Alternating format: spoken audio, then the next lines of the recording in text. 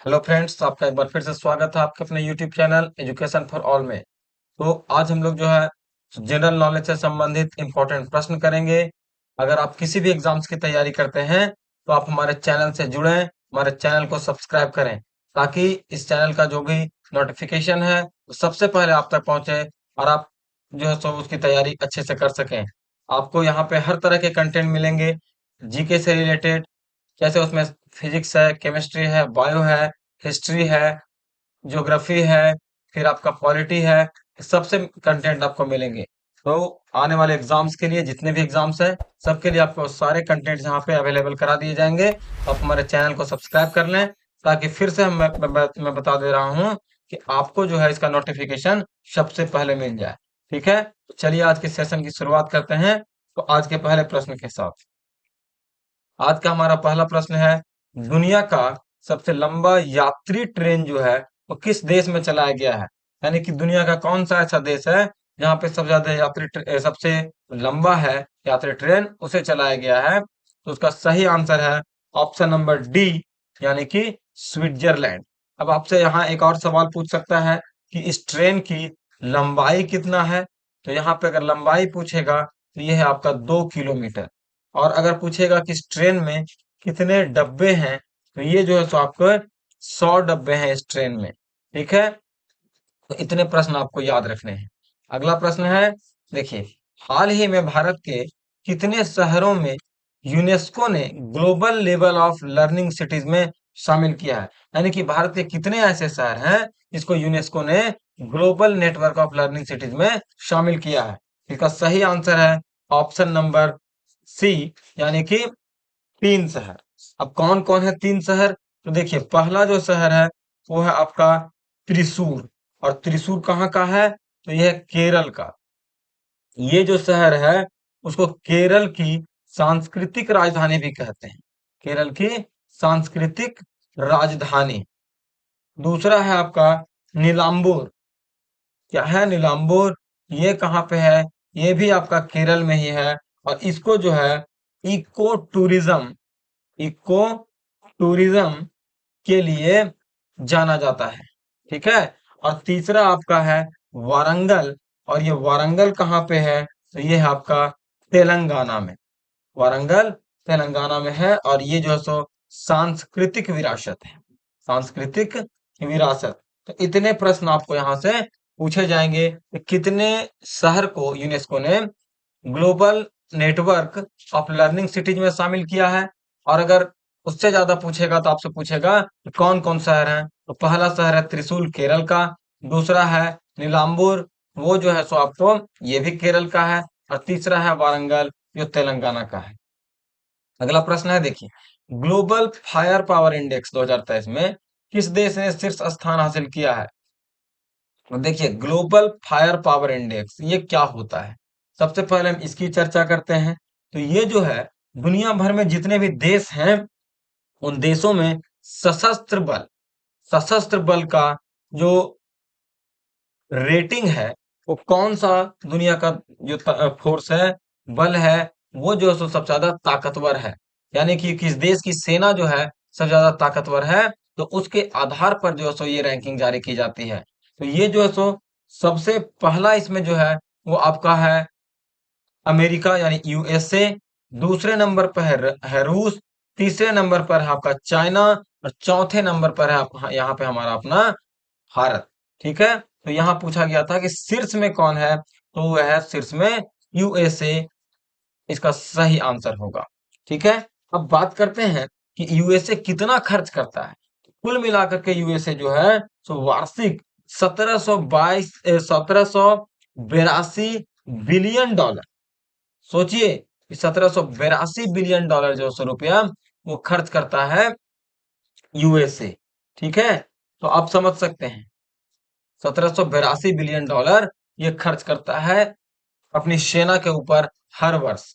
तो इसका सही आंसर हुआ यूएसए। और भारत की अगर रैंकिंग पूछा जाता तो भारत की रैंकिंग इसमें 4 थी, रूस का 2, दक्षिण कोरिया की बात करें तो इसका रैंकिंग 5वां था, यूएसए पहला था, और तीसरा नंबर पर आपका चाइना था। तो आपको कोई भी रैंकिंग पूछ सकता है किसी का भी, तो याद रखिएगा 1 से लेकर के कम से कम 5 तक। ठीक है। और नंबर 1 पर कौन था, तो वो है यूएसए। अगला प्रश्न देखिए, राष्ट्रपति भवन के मुगल गार्डन का नाम बदलकर क्या रखा गया है। यानी कि राष्ट्रपति भवन में जो मुगल गार्डन है उसका नाम अब बदल दिया गया है। अब उसका नाम क्या रखा गया है, उसका नाम जो है वो आपका रखा गया है अमृत उद्यान। ठीक है, यानी कि ऑप्शन नंबर बी यहाँ पे आपका सही आंसर है। ठीक है। अब कहता है कि चलिए इस बारे में जानते हैं, मुगल गार्डन के बारे में थोड़ा सा कुछ डिटेल जानते हैं। कहता है यह गार्डन जो है वो लगभग 15 बागों का समूह है। यानी लगभग 15 बाग मिल करके एक मुगल गार्डन का निर्माण करते हैं। ठीक है। जब आपको पता है कि भारत जो है 1947 में आजाद हो गया था, 15 अगस्त 1947 को। तो 2022 में जो है वो कुल मिलाकर के 75वां आजादी का वर्ष मनाया गया। तो आजादी के 75वें वर्ष को हम लोग जो सो आजादी के अमृत महोत्सव के रूप में मना रहे थे, अमृत महोत्सव के रूप में। तो इसी समय क्या किया गया, इसका नाम जो है सो बदल करके मुगल गार्डन का अमृत उद्यान कर दिया गया। फिर आपसे ये भी पूछेगा कि जो अमृत उद्यान है जिसे पहले मुगल गार्डन कहते थे, ये कितने एकड़ में फैला है। तो याद रखिएगा ये आपका 15 एकड़ में फैला है, 15 एकड़ में। ठीक है। और पूछेगा कि इसका जो डिजाइन है, इसको जो अंतिम रूप है वो किसने दिया था। तो अंतिम रूप जो है सो एडविन लुटियंस ने दिया था। किसने दिया था, एडविन लुटियंस में 1917 में। ठीक है। तो इतना बात आपको याद रखना है। पहला क्या हमने कहा, मुगल गार्डन का नाम बदल करके अमृत उद्यान कर दिया गया।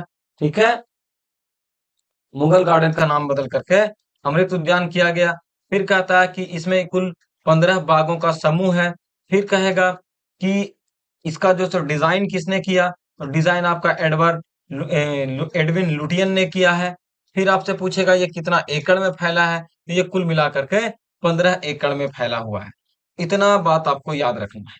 अगला प्रश्न, भारतीय अंडर 19 महिला विश्व कप ने किसकी कप्तानी में आईसीसी अंडर 19 विश्व कप खिताब जीता। तो याद रखिएगा कि ये पहली बार जो है अंडर 19 वर्ल्ड कप हुआ था और उसको भारत ने जीत लिया है। और किसकी कप्तानी में, तो ये जो है सोनम यादव, शेफाली वर्मा और श्वेता सहरावत, ये तीनों जो है इसकी मेंबर थी। हरमनप्रीत कौर भारत की जो टीम है, महिला टीम, उसकी कप्तान है। और इसको जो जीता था भारत ने, वो शेफाली वर्मा की कप्तानी में जीता था, जो भारत की जो टीम है उसकी भी सदस्य हैं। वो एक अच्छी प्लेयर है, राइट हैंडेड बैट्समैन है।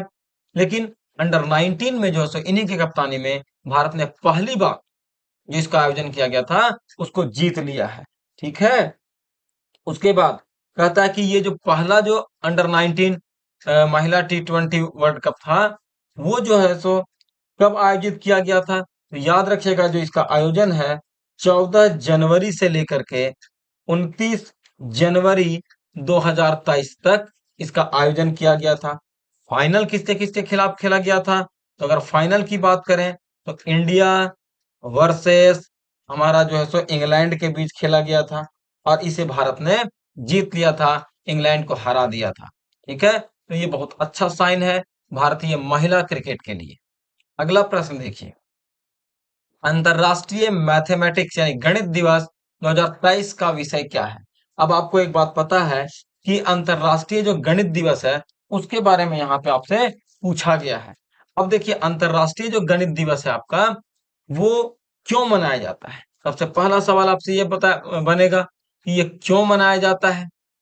तो याद रखिएगा ये जो है सो आपको थीम यहाँ पे पूछा है, विषय पूछा है। तो विषय क्या था, विषय था ऑप्शन नंबर डी, यानी कि मैथमेटिक्स फॉर एवरीवन।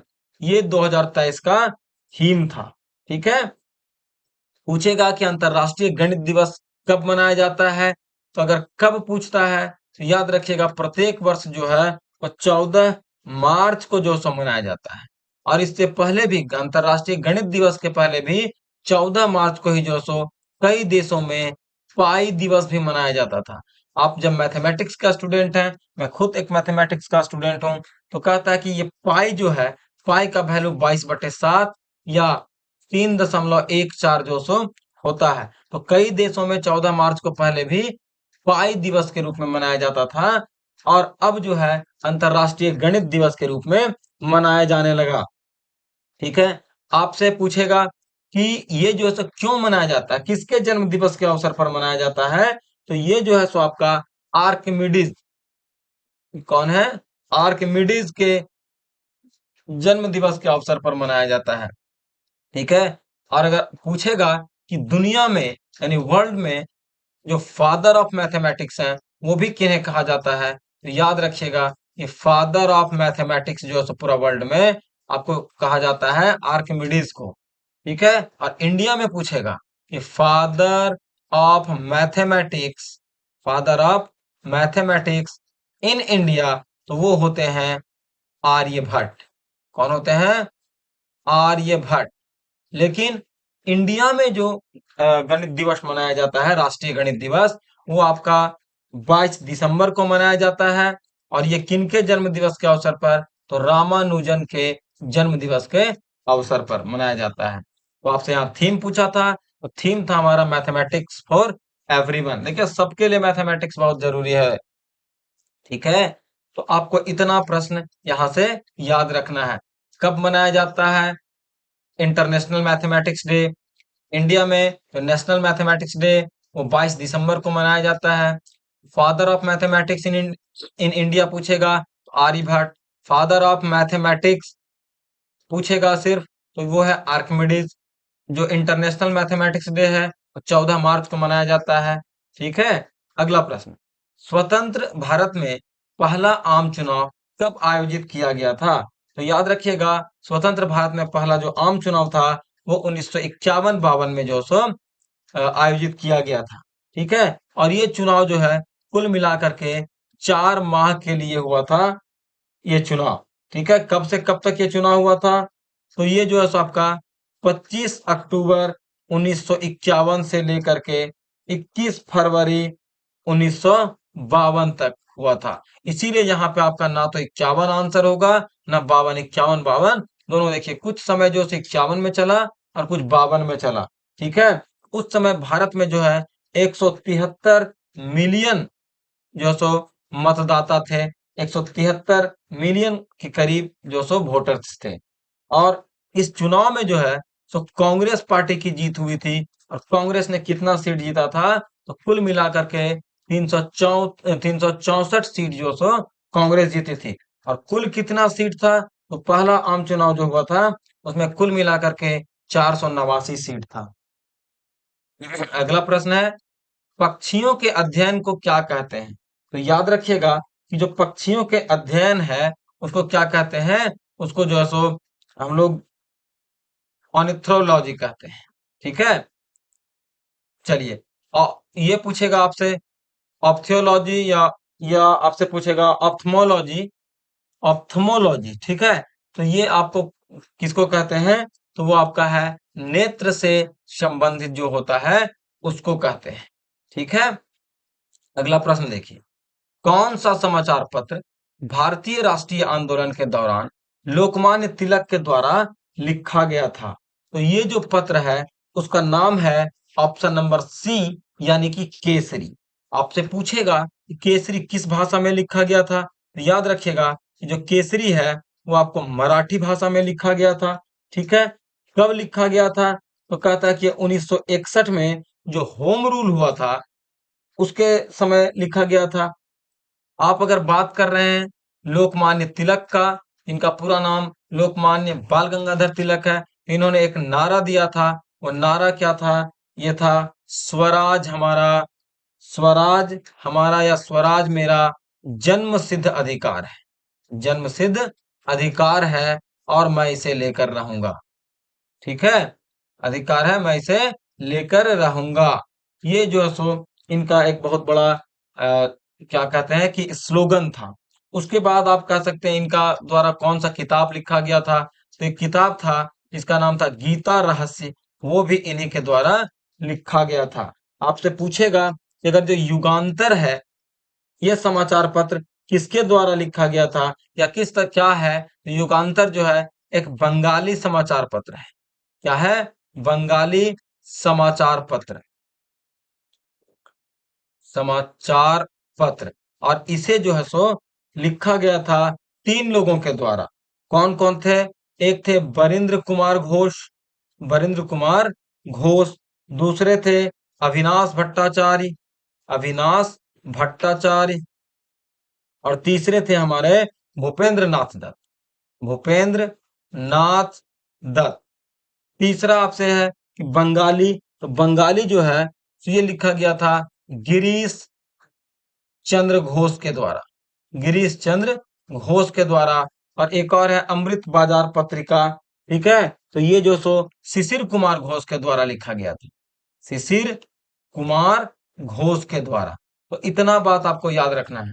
यहाँ पूछा गया था कि लोकमान्य तिलक द्वारा कौन सा जो समाचार पत्र लिखा गया था, याद रखिएगा केसरी।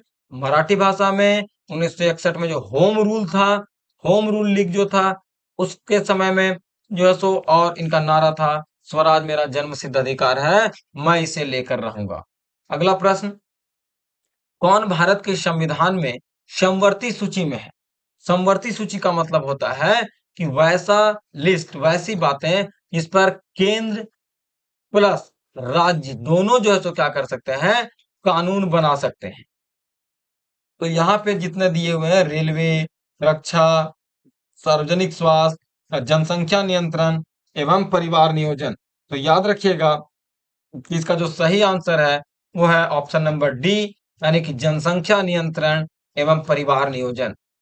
चूंकि ये जो आप मैटर देख रहे हैं रेलवे का है, ये सेंट्रल गवर्नमेंट बनाएगी। ये जो रक्षा है सेंट्रल गवर्नमेंट, सार्वजनिक स्वास्थ्य है ये भी, लेकिन जो है सो आपसे पूछा गया है कि जनसंख्या नियंत्रण एवं परिवार नियोजन, तो ये जो सो समवर्ती सूची का है, और इस पर जो है केंद्र सरकार और राज्य सरकार दोनों ही कानून बना सकते हैं।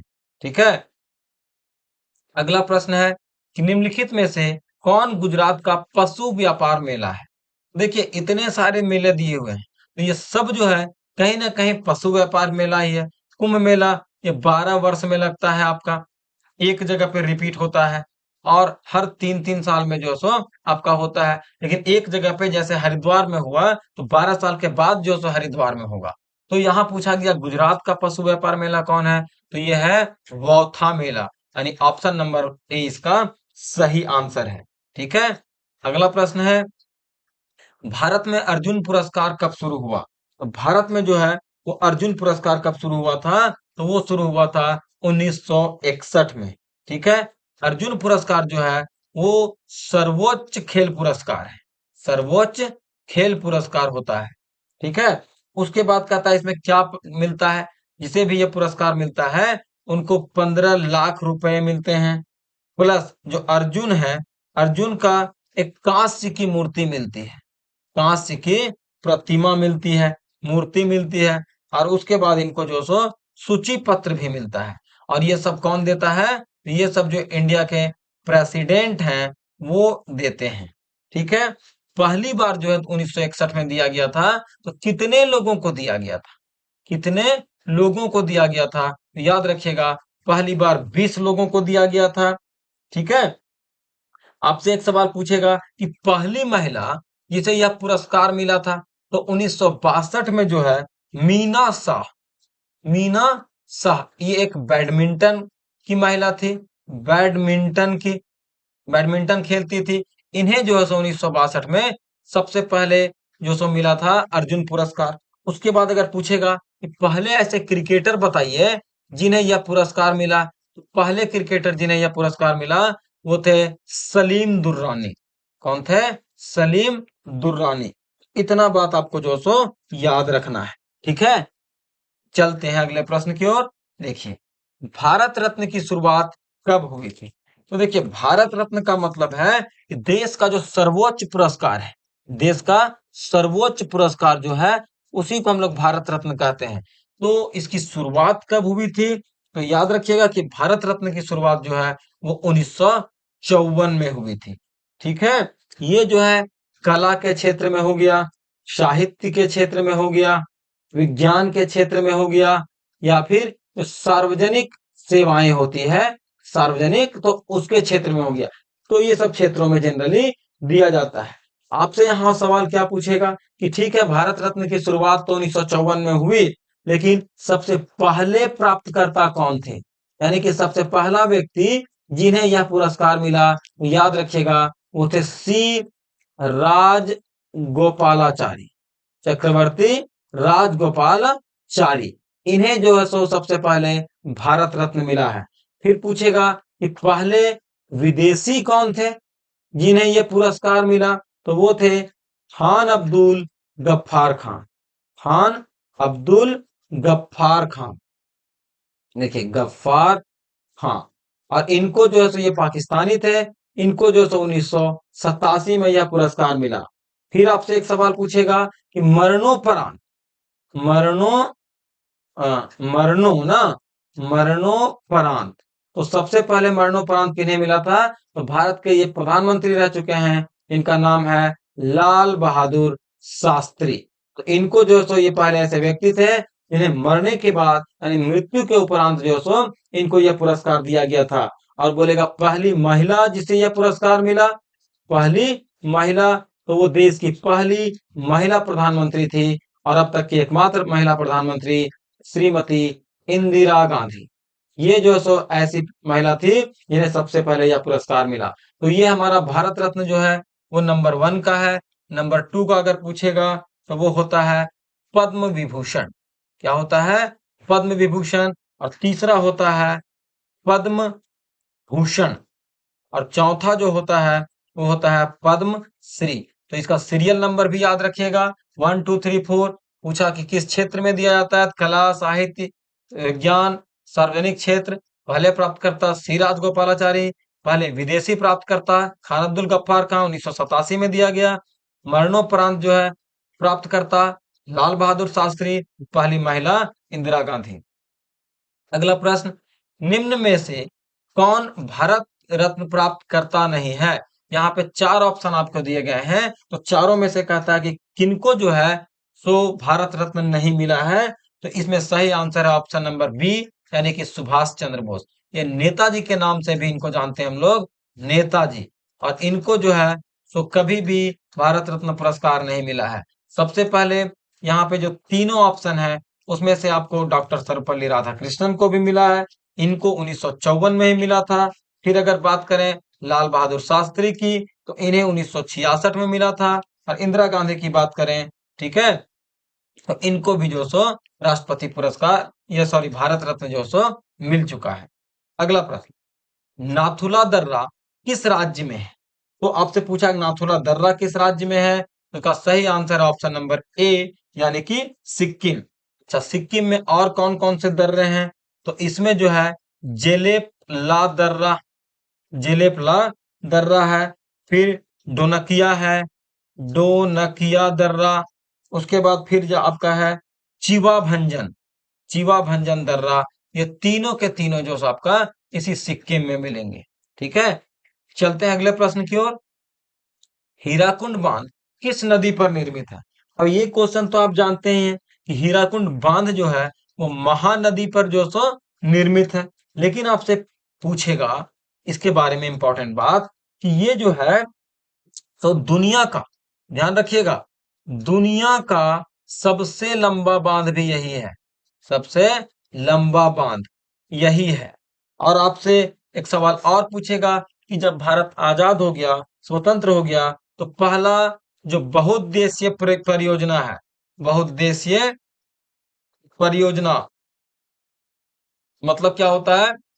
इसका बहुत सारा उद्देश्य होता है, एक किसी पर्पज से नहीं बनाया जाता है। तो ये पहला जो है सो भारत का बहुउद्देशीय परियोजना है या बहुउद्देशीय नदी घाटी परियोजना है भारत का।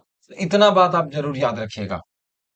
अगला प्रश्न, झीलों की रानी के नाम से प्रसिद्ध सस्थम कोट्टा झील भारत में कहाँ स्थित है? एक सवाल क्या बनेगा कि झीलों की रानी किसे कहा जाता है? तो वो है आपका सस्थम कोट्टा झील। और ये पूछेगा कि कहाँ पे है? तो ये भारत में है, लेकिन कहता है कि भारत में किस जगह पे है? तो ये है आपका केरल में। ठीक है, और केरल से एक जगह है उसका नाम है कोल्लम। तो कोल्लम जो है वो केरल से 29 किलोमीटर दूर है। और ये जो है सो झीलों की रानी के नाम से प्रसिद्ध है। दूसरा बात इसके लिए इंपॉर्टेंट ये है कि ये जो है केरल की सबसे बड़ी केरल की सबसे बड़ी मीठे पानी की झील है, मीठे पानी की, ठीक है, झील है। फिर कहता है इसका जो नामकरण हुआ है तो ये एक मंदिर के नाम पर हुआ है। यहाँ पे एक सस्ता मंदिर है। क्या है? सस्ता मंदिर। तो इसी मंदिर के नाम पर जो सो इसका नाम जो है सो क्या पड़ा है? सस्थम कोट्टा झील। ठीक है। केरल में एक और झील है तो बड़ा ही फेमस है। वो कौन सा झील है? वेम्बनाड झील। वेम्बनाड झील। ठीक है। गुजरात की अगर बात करें तो गुजरात में आपके झील जो है वो कौन है? सूर सागर झील। और एक है विश्रामपुर। ये विश्रामपुर झील है। अगर कर्नाटका की बात करें तो यहाँ पे जो है सो नागवारा झील है, नागवारा। और अगर महाराष्ट्र की बात करें तो यहाँ पे जो है सो लोनार झील है, लोनार। तो आप इतना क्वेश्चन याद रखिएगा। अगला प्रश्न है कि भारत के संविधान का कौन सा अनुच्छेद अपने राज्यों के उच्च न्यायालय से संबंधित है? तो याद रखिएगा यह है आर्टिकल 214। यानी ये यह कहता है 214 कि भारत के हर राज्य का अपना एक उच्च न्यायालय होना चाहिए। ठीक है, यानी कि होगा।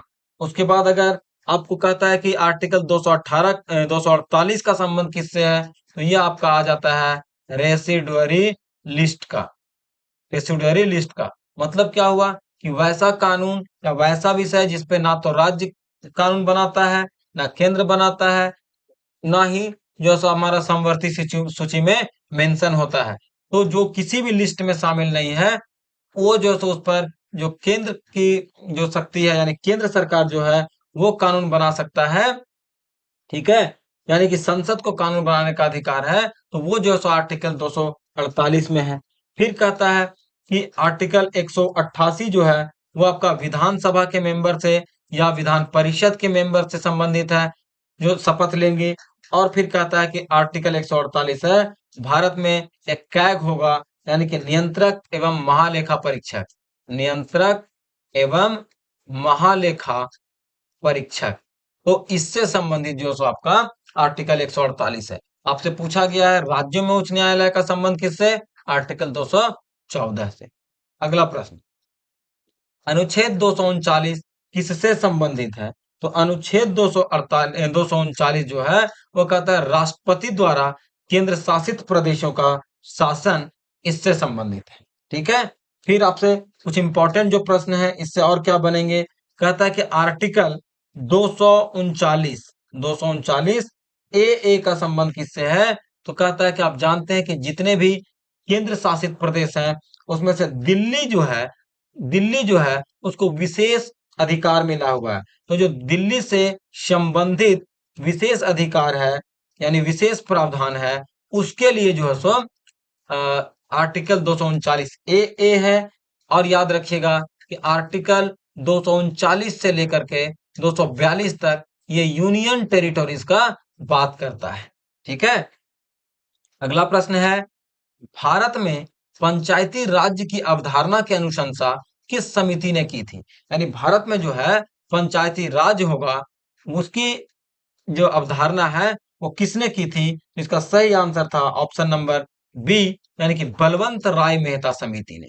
अब अगर आपसे पूछे कि अशोक मेहता समिति का संबंध किससे है तो आपको बताना है कि अशोक मेहता समिति जो है इसने कहा था कि जो अभी 3 टियर गवर्नमेंट चलता है वो कहता है पंचायती राज व्यवस्था को और मजबूत बनाने के लिए 3 से 2 टियर कर देना चाहिए यानी 2 लेवल का सरकार जो सो होना चाहिए। बलवंत राय मेहता समिति ने ये जो सो 1900 ये जो है सो बलवंत राय मेहता समिति ने जो सो पंचायती राज की अवधारणा जो है सो उसकी अनुशंसा की थी। और फिर क्या था फिरवानी समिति का संबंध किससे है? फिरवानी समिति जो है उसका संबंध आपका सेबी से है। और श्री कृष्ण आयोग की अगर बात करें तो श्री कृष्ण आयोग जो है ये किससे संबंधित है? तो 1993 में जो मुंबई में 1993 में मुंबई में जो बम ब्लास्ट हुआ था उसकी जांच जो है सो ये श्री कृष्ण आयोग ने की थी। और इसने अपने रिपोर्ट फिर जो सो केंद्र सरकार के सामने पेश किया था। इसी ये जो मुंबई बॉम्ब ब्लास्ट है, इसी में जो सो सजा हुआ था आपको संजय दत्त को, आर्म्स एक्ट के तहत। ठीक है, संजय दत्त को उनको जेल भी जाना पड़ा था। अगला प्रश्न, आईएनसी की पहली बैठक कब और कहां हुई थी? तो आईएनसी की जो पहली बैठक है वो आपसे पूछा गया है कि कब और कहां हुई थी। तो ये आपका हुआ था 1885 में। और कहां पे हुई थी? तो ये हुआ था आपका बॉम्बे में, यानी ऑप्शन नंबर डी इसका सही आंसर है। फिर आपसे ये पूछेगा कि इसकी जो आईएनसी की स्थापना है वो कब हुई थी? तो इसकी जो स्थापना है, एस्टेब्लिशमेंट है, वो आपका हुआ था 28 दिसंबर 1885 को। इसके जो संस्थापक हैं, संस्थापक वो कौन थे? तो वो थे ए ओ ह्यूम। ठीक है। और पूछेगा कि जब भारत आजाद हुआ था तो आजादी के समय जो है, तो इसके प्रेसिडेंट कौन थे, अध्यक्षता कौन कर रहे थे? तो उस समय जो है जे बी कृपलानी ये कर रही थी, जे बी कृपलानी। और आपसे पूछेगा कि पहले जो सो भारतीय अध्यक्ष, याद रखिएगा, पहले भारतीय अध्यक्ष जो थे वो कौन थे? तो पहले भारतीय अध्यक्ष थे आपका डब्ल्यू सी बनर्जी, यानी कि व्योमेश चंद्र बनर्जी। फिर आपसे ये भी पूछेगा कि इसका जो नाम है आईएनसी, इंडियन नेशनल कांग्रेस, तो कांग्रेस नाम का जो सुझाव था, नाम का सुझाव था, वो किसने दिया था? तो वो दिया था आपको दादा भाई नौरेजे ने, दादा भाई नौरेजे। और इन्हें जो है सो हम लोग क्या बोलते हैं? Grand old man of India. ठीक है। पहला जो बैठक हुआ था, याद रखिएगा, जो बॉम्बे में हुआ था, वो पहले ये बॉम्बे में होना निश्चित नहीं था। इसको सबसे पहले शेड्यूल किया गया था पुणे में, और पुणे से फिर बाद में इसको चेंज कर दिया गया था बॉम्बे में। उसका रीजन ये था कि पुणे में क्या हुआ था उस समय, हैजा बीमारी फैल गई थी, तो इसीलिए जो सो पुणे से बॉम्बे इसको शिफ्ट कर दिया गया था। ठीक है। देखिए अगला प्रश्न है, बारडोली सत्याग्रह के नेता कौन थे? तो बारडोली सत्याग्रह के जो नेता थे वो थे वल्लभ भाई पटेल, यानी कि जिनको हम लोग सरदार वल्लभ भाई पटेल भी कहते हैं। ये कब हुआ था? तो अगर कब पूछेगा तो वो 1928 में हुआ था।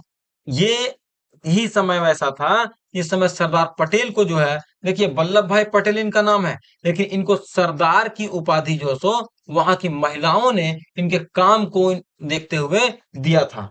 और जो सरदार पटेल हैं वो भारत के पहले उप प्रधानमंत्री भी हैं। कौन है? भारत के पहले उप प्रधानमंत्री भी बनने का इनको गौरव प्राप्त है। चलिए अगला प्रश्न है कि झारखंड स्थित गोमिया किसके लिए जाना जाता है? तो झारखंड में जो जगह है गोमिया, वो किसके लिए जाना जाता है? तो यहाँ पे विस्फोटक पदार्थ का कारखाना है, इसलिए जो सो गोमिया जाना जाता है। और आपसे पूछेगा कि गोमिया किस जिले में है? तो गोमिया जो है सो आपको बोकारो जिले में भी आ जाता है। ठीक है। अगला प्रश्न है, झारखंड का सबसे ऊंचा जलप्रपात कौन सा है जहां पानी 100 मीटर की ऊंचाई से गिरता है? तो इसका जो सही आंसर है वो है आपका हुंडरू जलप्रपात। और ये किस नदी पर है? तो ये जो सो आपका स्वर्ण रेखा नदी पर जो सो है। ठीक है, ये स्वर्ण रेखा नदी पर है। फिर आपसे पूछेगा हिरणी जलप्रपात कहाँ पे है? तो ये आपका गुमला में है। फिर दसम जो है, दसम फॉल, ये भी आपका रांची में है, लेकिन यहाँ 37 मीटर की ऊंचाई से पानी गिरता है। और जोन्हा जो है ये भी आपका कहाँ है? रांची जिला में है, जहाँ पे 17 मीटर की ऊंचाई से जो सो पानी यहाँ पे गिरता है। ठीक है। लेकिन आपसे एक सवाल और यहाँ पे बनता है, बहुत इंपॉर्टेंट प्रश्न है कि दुनिया का जो सबसे ऊंचा झरना है, ये तो झारखंड का पूछा ना, दुनिया का अगर सबसे ऊंचा झरना पूछता तो यहाँ पे झरना है ना, तो ये दुनिया का कौन सा था? इसका नाम था कुंचिकल। नाम क्या है? कुंचिकल। ये दुनिया का सबसे ऊंचा झरना है, जो कहां पे है? शिमोगा। कहाँ है? शिमोगा में है, कर्नाटक में। शिमोगा कहाँ है? कर्नाटक में। और यहाँ पे कुल मिलाकर के जो है 455 मीटर की ऊंचाई से पानी गिरता है। ठीक है। इसका सही आंसर हुआ हुंडरू, जो स्वर्ण रेखा नदी के किनारे है। झारखंड का सबसे ठंडा स्थान कौन है? तो ये है आपका नेतरहाट। यहाँ कभी कभी आपका जो टेम्परेचर है वो 0 डिग्री सेल्सियस से मतलब कम हो जाता है, यानी 0 डिग्री सेल्सियस तक भी आ जाता है। ठीक है, तो नेतरहाट में एक फेमस क्यों है? यहाँ पे जो सूर्योदय होता है, सूर्योदय, फिर आपका जो सूर्यास्त होता है, उसके लिए भी यहाँ पे ये फेमस है। और यहाँ पे नेतरहाट जो है सो एक विद्यालय भी है जहाँ बहुत अच्छी पढ़ाई होती है, इसलिए भी फेमस है। अगला प्रश्न देखिए, रेड डाटा बुक किसके द्वारा प्रकाशित की जाती है? तो रेड डाटा बुक जो है सो हमारा IUCN के द्वारा जो है सो प्रकाशित की जाती है। कई बार आपसे पूछ देता है कि IUCN का फुल फॉर्म क्या है? तो ये है international international union for conservation, international union for conservation of nature, यानी कि प्रकृति को बचाने के लिए जो सो ये एक अंतरराष्ट्रीय संस्था है जिसकी स्थापना कब की गई? इसकी स्थापना 1996 में की गई थी। आपसे पूछेगा कि इसका हेडक्वार्टर कहाँ है? तो इसका हेडक्वार्टर आपका है स्विट्जरलैंड में। और वर्तमान में इसके सीईओ कौन है? इसके सीईओ हैं ब्रूनो ओब्रले। ठीक है, तो ये इनके वर्तमान में सीईओ हैं।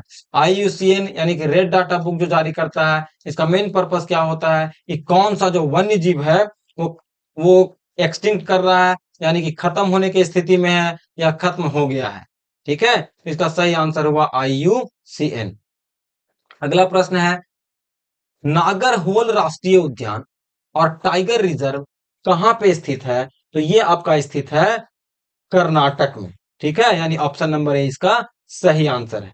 इसकी स्थापना कब की गई थी? इसको एस्टेब्लिश कब किया गया था? ये 1999 में किया गया था।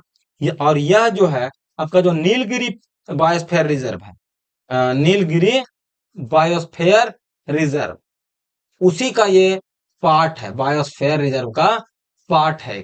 ठीक है, उसके बाद आपसे पूछेगा कि अरुणाचल प्रदेश में जो है तो कौन सा राष्ट्रीय उद्यान है? तो अरुणाचल प्रदेश में आपका है नामदा नेशनल पार्क, नामदा नेशनल पार्क। ठीक है, यानी कि नामदा राष्ट्रीय उद्यान है। फिर आपका तमिलनाडु में अगर पूछेगा तो तमिलनाडु में आपका है अन्नामलाई, क्या है? Annamalai tiger reserve. और उसी तरह से आपसे पूछेगा गोवा में कौन सा है? तो गोवा में है आपका भगवान महावीर, भगवान महावीर जो है सो आपका वन्य जीव अभ्यारण्य जो सो आपका यहाँ पे गोवा में है। ठीक है, अगला प्रश्न कि वह कौन सी गैस है जो रक्त में कार्बोक्सी हेमोग्लोबिन बनाती है तथा जिससे घुटन होती है? यानी कि वह कौन सी गैस है जो हमारे शरीर में जो खून होता है उसमें यह कार्बोक्सी हेमोग्लोबिन बना देता है, इसके कारण जो सो बहुत ज्यादा घुटन महसूस होता है। तो वो है आपका CO यानी कि कार्बन मोनोऑक्साइड, कार्बन मोनोऑक्साइड। ठीक है, और ये इतना जहरीला होता है कि जब हमारे ब्लड में मिल जाता है तो उसके बाद क्या करता है कि ये जो ऑक्सीजन का सप्लाई है उसको बंद कर देता है या उसको बहुत स्लो डाउन कर देता है। तो अगर कार्बन मोनोऑक्साइड बहुत ज्यादा बढ़ जाता है तो लोगों को क्या होता है? चक्कर आने लगेगा और कभी कभी जो सो डेथ भी हो जाता है।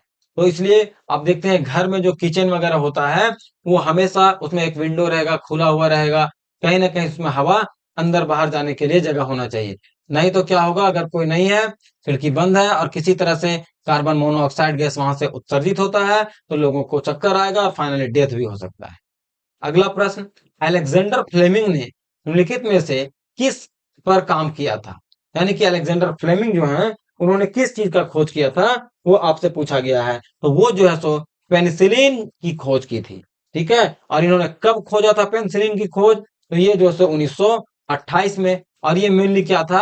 एंटीबायोटिक था, एंटीबायोटिक था जो खास करके बैक्टीरिया के ऊपर बनाया गया था, यानी बैक्टीरिया का जो डेवलपमेंट होता है, विकास होता है, उसको रोकने के लिए बनाया गया था। फिर आपसे पूछेगा कि किण्वन का जो खोज है वो किसने किया था? तो ये जो है सो आपका लुई पास्चर ने, लुई पास्चर ने इसकी खोज की थी या इसके टीके की खोज की थी। चेचक के टीके की खोज किसने की थी? तो चेचक के टीके की खोज जो सो किया था एडवर्ड जेनर ने, एडवर्ड जेनर ने।